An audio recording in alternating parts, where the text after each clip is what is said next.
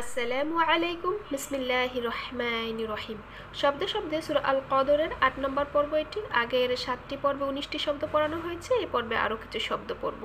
২০ নম্বর শব্দ হচ্ছে ওয়া। ওয়া শব্দের অর্থ এবং, ও অথবা আর। ২১ নম্বর শব্দ হচ্ছে রুহু।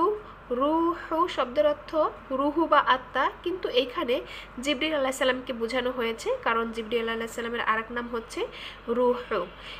এখানেও ওয়াজ সাকিন ডাইনে পেশ এসেছে, একালি পরিমাণ টেনে পড়তে হবে। মদের হরফ হচ্ছে ৩টি, আলিফ ও ইয়া।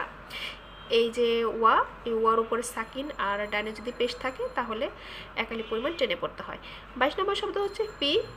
এই ফি শব্দের অর্থ মধ্যে, এখানেও ইয়া সাকিন ডাইনে যে এসেছে মদের হরফ, এক্ষেত্রেও একালি পরিমাণ টেনে পড়তে হবে। ২৩ নম্বর হচ্ছে হা আলিফ জবর হা। এই হা অর্থ হচ্ছে তার। এইখানেও মদের হরফ আলিফ খালি ডাইনে জবর এসেছে, এখানেও একালি পরিমাণ মদ করে পড়তে হবে। এই দুটি শব্দ মিলে একত্র হয়েছে ফিহা।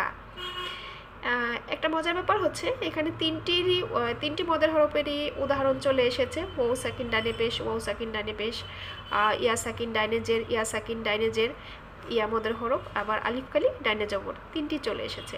তাহলে আগের শব্দর সাথে এই শব্দগুলো যদি মিলিয়ে পড়ি, তানাজ্জালুল মালাইকাতু ওয়ার রূহু ফিহা।